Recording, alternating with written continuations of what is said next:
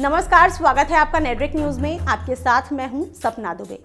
भारत को अंग्रेजों की गुलामी से आजाद कराने के लिए न जाने कितने ही योद्धाओं ने अपनी जान की बाजी लगा दी थी। इनमें से कुछ तो इतिहास के पन्नों में अमर हो गए और कुछ ऐसे भी देशभक्त हुए जिनका नाम इतिहास में ही दफन हो गया। इनकी वीरता के बारे में ना तो कोई जानता है और ना ही किसी को जानने में दिलचस्पी है, लेकिन एक बार अगर आप इनकी वीरता की गाथा सुन लेते हैं तो आपका दिल भी इनके आगे नतमस्तक हो जाएगा। एक ऐसी ही वीरांगना थी अवंतीबाई लोधी, जो साल 1857 में अंग्रेजों के खिलाफ शुरू हुई जंग की सबसे बड़ी सूत्रधार बनी। आखिर क्या थी उनकी वीरता गाथा, आज हम आपको बताएंगे। लेकिन उससे पहले आप चैनल को सब्सक्राइब जरूर कर लें, साथ ही बेल आइकन को जरूर दबाएं जिससे हर अपडेट आप तक पहुंच पाए। आगे आपको बता दें कि वीरांगना अवंतीबाई लोधी का जन्म 16 अगस्त 1831 को लोधी राजपूत समुदाय के जमींदार राव जुझार सिंह के घर हुआ था। अवंतीबाई और झांसी की रानी लक्ष्मीबाई की जीवन गाथा काफी हद तक एक जैसी है। अपने बचपन के दिनों में अवंतीबाई पढ़ाई के साथ साथ तलवारबाजी और घुड़सवारी भी सीखती थीं। जैसे जैसे वो बड़ी हुई, उनके अंदर भारत माँ के लिए कुछ कर गुजरने का जुनून बढ़ने लगा। अवंतीबाई की वीरता के बारे में सुनकर रामगढ़ रियासत के महाराज लक्ष्मण सिंह ने अपने बेटे राजकुमार विक्रमादित्य सिंह का रिश्ता भेजा था। अवंतीबाई लोधी अब रामगढ़ रियासत की युवरानी बन चुकी थीं। वक्त के साथ अवंतीबाई दो बेटों अमान सिंह और शेर सिंह की माता भी बन गईं, लेकिन महाराज लक्ष्मण सिंह की अचानक मृत्यु के बाद राजकुमार विक्रमादित्य राजा बने और अवंतीबाई महारानी। महारानी अवंतीबाई लगातार राज्य के सभी कामकाजों के लिए महाराज के साथ खड़ी रहती थी, लेकिन अचानक ही महाराज बीमार पड़ने लगे। उनकी जिंदगी का ये ऐसा दौर था जब उन्हें अपने परिवार, अपने बच्चों और अपने राज्य सभी में एक साथ सामंजस्य बिठाना था, जिसे महारानी अवंतीबाई ने बखूबी निभाया। इसके अलावा वो अंग्रेजों की काली सोच से भी भली भांति वाकिफ थीं। इस कारण उन्होंने लगातार अंग्रेजों के खिलाफ अपनी जंग भी जारी रखी।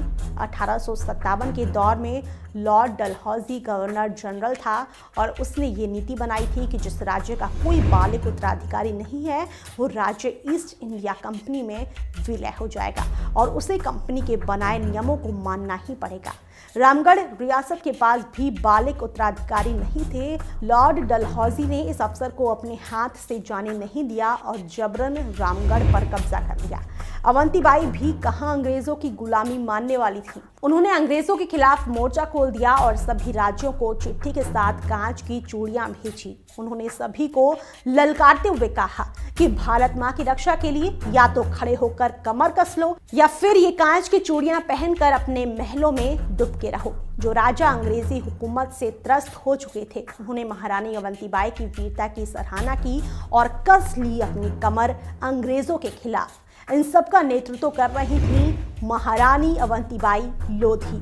अंग्रेजों को धूल चटाने वाली महारानी अवंतीबाई ने सभी राजाओं को एकजुट करके अंग्रेजों के खिलाफ युद्ध छेड़ दिया। अवंतीबाई लगातार केवल अपने राज्य के लिए ही नहीं बल्कि अपने देश के लिए लड़ती रही, लेकिन युद्ध के मैदान में वो दुश्मनों से घिर गईं। मगर दुश्मनों के हाथ उनकी परछाई पर भी पड़ पाते उससे पहले उन्होंने महान वीरांगना दुर्गावती को अनुसरण करते हुए अपनी तलवार को खुद में ही घोंप लिया था। महारानी अवंतीबाई के साथ लगभग उनकी पूरी प्रजा युद्ध में शामिल थी। इस कारण जब वो मृत्युशैया पर थीं तो उन्होंने अंग्रेज अफसर को बुलाया और कहा कि उनकी प्रजा के विरोध का कारण वो है। उन्होंने ही सभी को विद्रोह करने के लिए उकसाया था, उसमें किसी का भी कोई कसूर नहीं है। ऐसा करके 20 मार्च 1858 के दिन अवंतीबाई वीरगति को प्राप्त हो गई। स्वतंत्रता संग्राम के लिए सभी राज्यों में बिगुल बजाने वाली अवंतीबाई को कभी वो सम्मान नहीं मिला जिसके वो हकदार हैं, लेकिन फिर भी भारत माँ की इस वीरांगना बेटी को हमारा सलाम। फिलहाल के लिए इतना ही। बाकी ऐसी और वीडियोस के लिए आप चैनल को सब्सक्राइब करना ना भूलें। आप देख रहे हैं नेटवर्क न्यूज, साहस सच कहने का।